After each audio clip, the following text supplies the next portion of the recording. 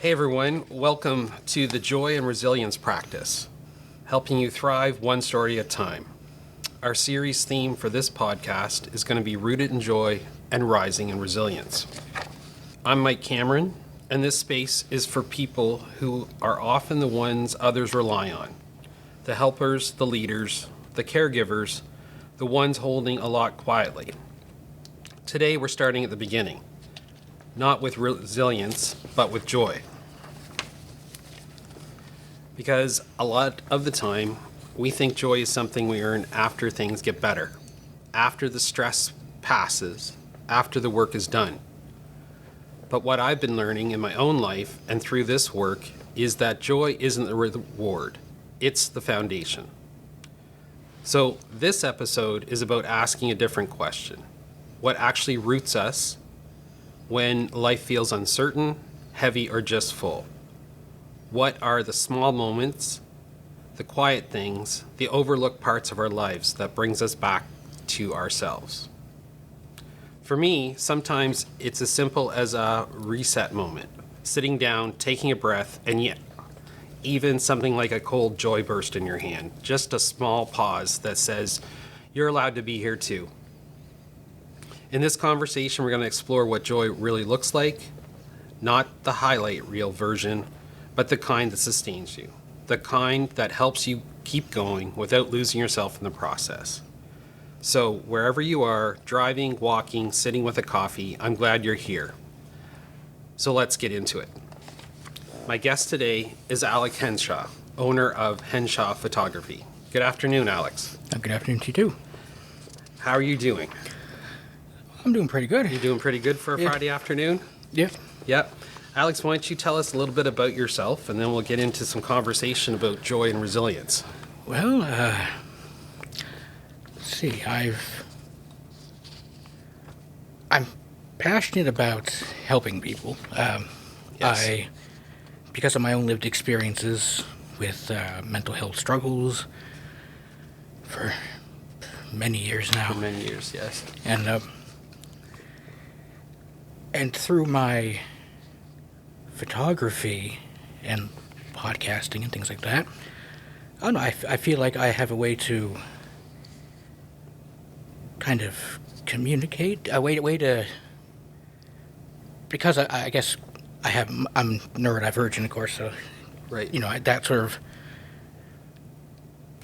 in-person conversations can be a bit difficult for me, but with podcasting and with photography, I'm able to find a way to communicate, to show people what it is I'm passionate about, and how I can help people, like documenting their lives, documenting their sort of authenticity. And I've been kind of working in the social service kind of field for the last 6 years now, off and on. Yeah. Okay, so that's where some of this comes from, and it's kind of the way that you and I connected. It was through an opportunity that Julianne saw a connection to bring that, and then you proposed this idea of, I've opened my coaching practice a bit, and I think it's apropos that you're the very first guest, because we've done a little bit of work together. Yep. And just going further into what you've already shared, what parts of the photography and podcasting brings you joy, Alex, to do that? What particular things do you think help that? I think for the photography, I think it's capturing sort of capturing these moments of joy, whether that's a person just as like an individual, or like if it's like an event for like a nonprofit or something like that, like capturing those moments of joy, those positive moments in their stories. Right. And podcasting, kind of the same thing. It's as I've always used the term, learning along with the listener, and it's... Well, that's a great term. Essentially, that's what I mean. Like, it's like you're hearing the person's story, you're just holding the space for them to be their authentic selves. Not to act a certain way that they think people should act. It's like, no. It's like, that's kind of how I go about the podcasting. So, like, if people are at first a little awkward, that's fine. Right. If they not sure what to say, that's fine too. There might be some pauses. No one's going to be perfect at, having conversations. Right, and how to express themselves. And how to express them, yeah. And that's all good. Like, I don't want it to feel like you have to be that way. When I'm recording something or when I'm doing a podcast with people, just be yourself. Yeah. Right, so your joy, if I'm hearing you correctly, your joy is in that actual capturing of it. And in essence, that also brings you joy. Yes. That helps create positive things for you. Yeah. And how did you come to get into photography? Like you said, you were capturing it. Was there something when you were younger? Was there someone that influenced you, or was it an interest? Yeah. Well, I've always been kind of a more creative person. Back right after I graduated high school, the first sort of direction I went in was I wanted to do animation. And I did get into that school, but obviously going back to school, there lots of things can happen, and so I wasn't able to go. But I don't know, all that kind of creativity, like even podcasting, looking back now, thinking about it, like my brother and I tried to do a podcast, it was over a decade ago now. Oh, wow. But we didn't even know really we just heard the name, we didn't even know what it was. Right. So it really didn't go anywhere. We didn't have the equipment like we have now. And the photography was also an interest of mine way back when. But I think what really started my sort of wanting to pursue photography professionally and capture these stories and all that, it kind of goes back. It's not exactly the happiest reason why, but it goes back to when my grandmother passed away. It was October 2019. And after she passed away, I realized that, because I would look back at old photos and things like that, but I realized that, we didn't really have any photos of her or us, really, in the, over a decade or more before she passed away. And so I was thinking, all those are just memories, and memories are fine, but but then you have no way of going physically having this record of this person was here, this is what we were doing. You just have these stories, and and without this sort of visual to also to layer in with it. Yeah. So that's where kind of a reason or where you wanted to move a little more into photography was to document, like you said, document and capture the joy in others. And realizing that I also didn't really have any photos of myself either. So wanting to capture the stories of others, but also by capturing those stories, I'm also kind of recording myself. Right. In the sense of I can look back on those and be like, okay, yes, I was here, and I was in that moment. I was there when that photo was taken, and I can reflect back on it myself, because I am kind of a sentimental person. I do reflect a lot on the past, my reflective practice and all that. So it fits. It all kind of fits together for me as something that is sort of beyond just taking photos. It's right. So it's made a deeper connection for you. Yeah. With memories. You mentioned reflective practice. Can you tell us a little bit about your reflective practice, and maybe it is part of what you've described with the photography? Well, usually it happens. Usually I do it in those kind of more private moments, just, Right. thinking back by myself. But yeah, I guess I always try to sort of think about my own thoughts and behaviors and kind of the work I do, the interactions I have with people. And so, like, I'm always kind of thinking a little bit about that. Always reflecting a little bit, like if I'm meeting somebody, let's say it is for photography or whatever that may be, and if the meeting, if I think it went okay, but it could have been better, then I will try to sit down and think, like, okay, what could I have done better? What was my tone like when I was talking to them? Was this the right environment to meet with them, or was there like too much distracting me? And I guess as a neurodivergent person, you're always second guessing your interactions with people. Right. And it sounds like too that it's sort of you're thinking about your thinking Yeah. too, and trying to, like you said, be more authentic in those interactions.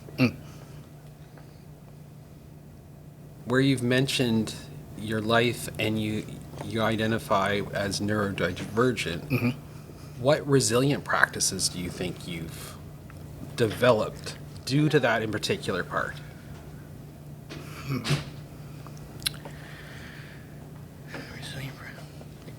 Resilient practices. I'm not committed to do it. That's okay. Resilient. I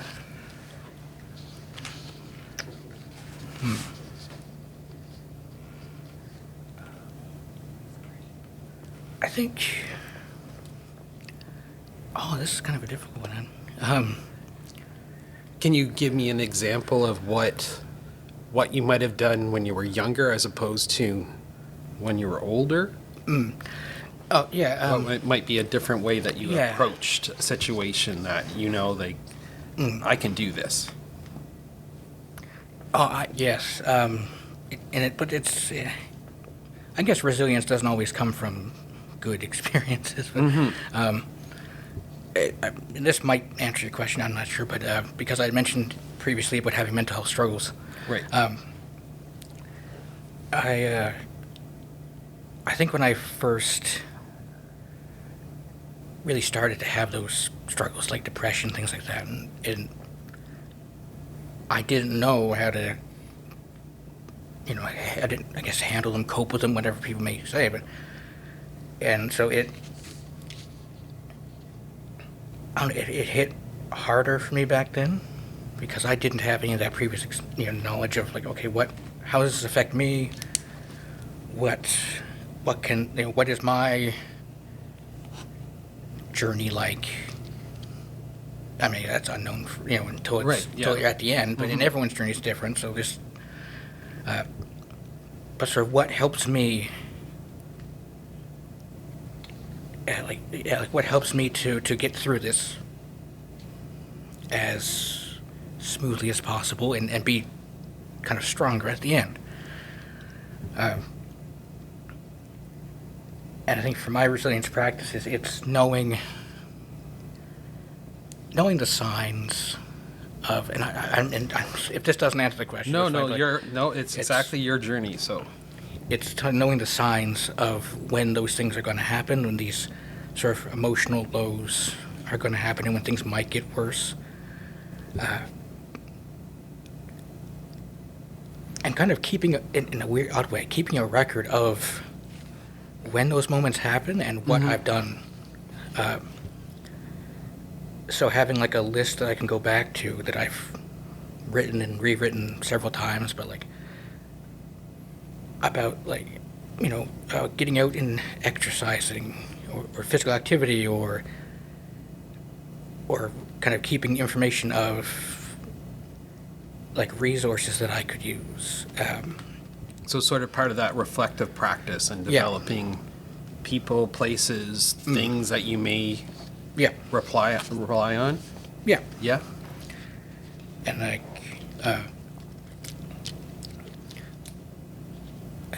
like the support network I have, like the people around me, and like who I can rely on during those moments, and who I know aren't going to judge me.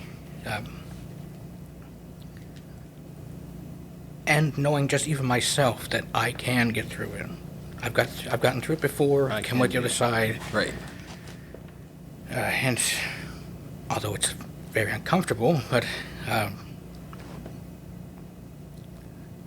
learn from it.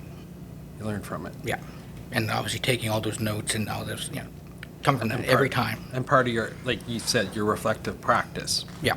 Okay, I want to shift us into something a little more personal. So, here on the Joy and Resilience practice, because no matter the story, there are threads that connect us.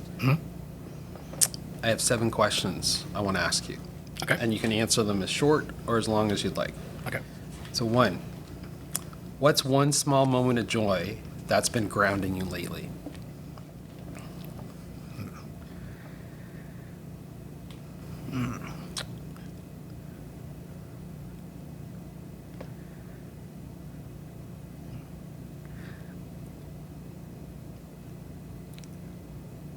No, this may sound strange, I don't know, but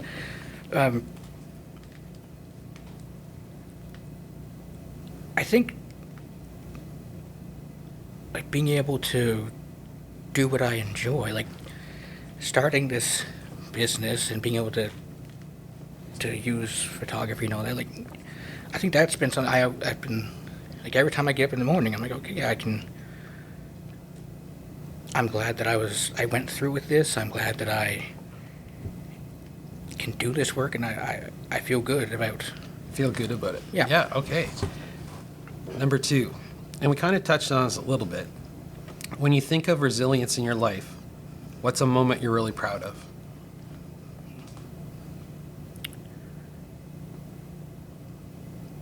I think it was actually kind of a more recent one. Yes. Back towards the end of January, there was sort of a family emergency. Someone was in an accident, like a bad accident. They had to go to the hospital and all that. And unfortunately, because of sort of past experiences, like, dealing with people who are sick, who have been in accidents, or who have passed, it's like,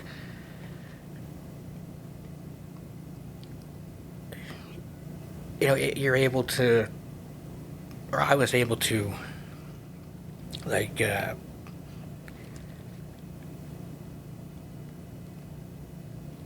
don't know, I wasn't as kind of in this panic, in this kind of crisis. I was able to think about, like, okay, like, how do I go about this? Like, what do I have to do? And so it didn't, not that it didn't affect me, of course, but it didn't affect me as deeply as it would have in the past, because of those experiences that I've been able to grow from and learn from. And Yeah, it's stuff to put together. That's great. Next question. What does it look like for you to recharge when your capacity feels low? What would we see Alex doing? I am kind of an introverted person, so I would be kind of by myself, Yes. wanting to just kind of be away from others. I would be doing some meditation. I would be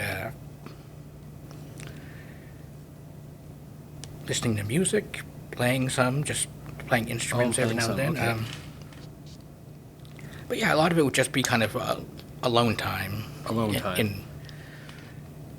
Yeah. And that goes with what you've been talking about, that self-reflective piece Yeah. and recharging. So I like that. Next one. Who or what has been an unexpected source of strength or support for you?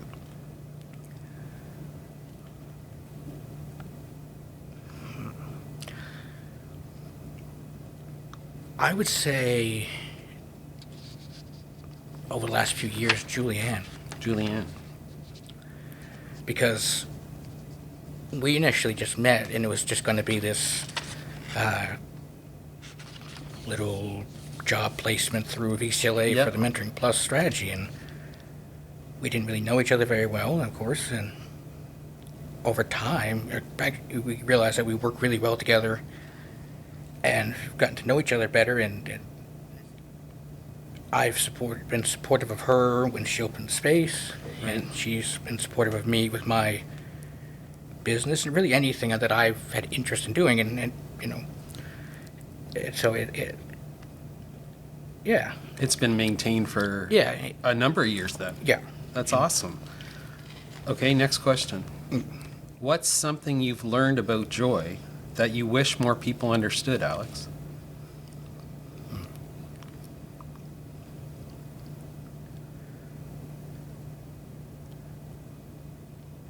That it doesn't have to be this grand thing. Like, it doesn't have to be this big. Like, you can find joy in little things if you Joy in little things. if you just take the time to do that. And some people, maybe they're so busy doing stuff that they just Right. you know. That's a great answer. 2 questions left. In your own way, how do you help create space for others to experience joy or resilience? I have a suspicion on some of the answer. I think because I maybe it's just the way it sounds weird to say the way I am, but like I'm not really a judgmental person, and I don't, you know, I'm not, I don't know, that is a difficult word. Yeah, like being non-judgmental and being sort of this more reserved person, like I listen. Listening. You know, I'm not always asking people questions about themselves, really. Like, I let them kind of open up if they want to at their own pace. Right. And it goes along with what you were saying before, being the authentic self. Yeah. Last question. And if you could go back and tell a younger version of yourself one thing about joy or resilience, what would it be?